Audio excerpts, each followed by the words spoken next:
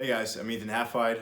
If you haven't seen any of my videos before, I'm a personal trainer, certified exercise physiologist, so I like helping people with metabolic conditions like diabetes, heart conditions, Parkinson's, different kinds of diseases that would consider you as a special population. I like helping those people.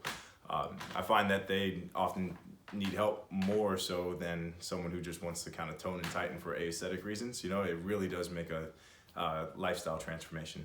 Basically, I found that passion when I first graduated from college, and I was self-employed. I started off with like one client, of course. You know, you get that first client, you better build from there because you don't have much money. But what I did have was a ton of time. So in between training that one client, you know, of course I built from there. I had like 5 clients. In between clients, I had a ton of time. The most feasible option for like learning how to run a business and learning how the world works, honestly, was Barnes and Noble's right down the street. So I'd go there in between clients and I'd read the books. I get heat sometimes because I didn't buy a lot of the books, you know, but honestly, like I didn't have much money, so I don't feel too bad about it. I would sit there, I'd read the book. If it was really good, I'd buy it. But I've read over the past 3 years, it's been 3 years since I first started, I've read well over 100 business books, fitness books, you know, efficiency, mindset, you know. Basically, I left my business and everything back home in VA where I am right now, but I left it to go up to New York to take an opportunity. I won't say the name or anything, just to keep it private, even though I don't really think they care. I think it's just good manners to keep your, you know, employment life private. But basically, you guys know with the coronavirus and everything, that's up in New York, which is like the epicenter for disease, pretty much, especially in the subways.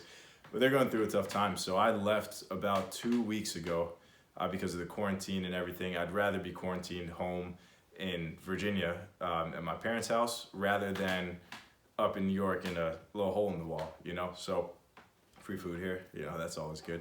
I figured, you know, as a laid off personal trainer, I really see an opportunity for me to, you know, focus on self-development and gaining hard skills. So maybe I can kind of speed up this innovative cycle, this innovation cycle. I just want to play a role in it, you know? So I was doing research and I learned that less than 1% of the world population knows how to code. Less than 1%. That's like less than 18.5 million people. It was actually less than 0.5%, but that study was done, I want to say like 3-4 years ago, so it's probably grown. But even if the programming world has doubled, which is probably is close to that, I don't know, it's still not a ton of people, like 1%, 2%. It's a very high yield opportunity. It pays a lot of good money. But really, I just want to learn how to code fitness apps because I have so many different ideas of how we can use technology to solve problems and use like predictive behavioral analysis based on past behavior choices to really know what a client is going to struggle with before they know what they're going to struggle with and how to help them overcome that, to be more proactive, right? Also to systemize boring stuff like accounting. I hate accounting. So like how can I create a program to systemize that? Maybe a client relationship manager software, stuff like that. I have so many ideas and I don't want to pay $30,000 to $50,000 for a company to do that for me. I'd rather learn myself so I can create a minimal viable product, experiment with it, you know, and practice what I've learned in reading all these business books because it's fun. It really is exciting. So that's what I'm doing with my spare time. In between playing Call of Duty Warzone, I'm learning how to code. I'm also writing a book about improving the client experience so that client retention goes up and then client referrals go around. That way you don't really have to worry about ad spend. You can really build a business through purely word of mouth, which is what we did back home in VA. So yeah, I'm basically writing for the first 5 hours of the day and then coding for the last 5 hours of the day. In between then, I will make this video journal, which is going to track my progress because there's so many resources to learn how to code out there. The barrier to entry is really low, but there's just information overload. There's Udemy, Coursera, Ray Wonderly, freecodecamp.com. There's a ton of books out there too. iTunes U, Harvard. I've done a little bit of all of it.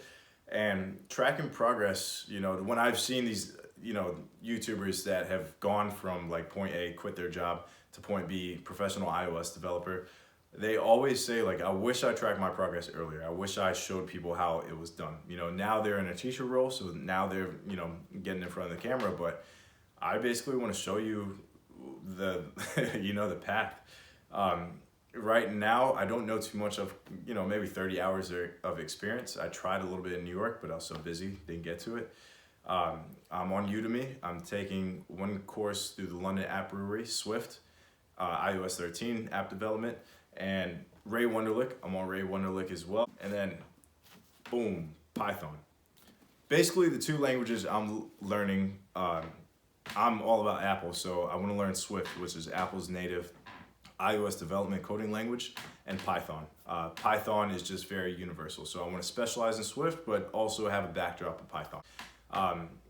I'm on chapter 8 of that book right now. There's 20 chapters, so I'll be done soon. I'll give you a review when I'm done. When I'm done with the Udemy course as well, I'll give you a review of that. Angela Yu is great. But basically, I just want to try out all these different resources and save you guys time by showing you what's the most efficient, what's the easiest. But, just creating a database of all these different resources and saying like, this helped me the most. This was hard to stay on top of it because they didn't really gamify it too well. It was too high level. Basically keeping track of that. I think it'll help you guys out. And hopefully at the end of this, I'll create, something worthwhile that gives you tangible proof that this whole works, Who's to say I won't become an iOS developer for a company or startup company someday? But honestly, I like to stay where I'm at. I like to really just code apps that will help my clients better. So that's my plan. And I hope that you guys enjoy watching. Here's my daily schedule. I'll be done with writing the book by the week of April 20th. And I'll be done with this Python book in 2 weeks, I want to say. So that's when I'll give you a review. All right, guys, thank you for watching so much. I can't wait to see where this goes.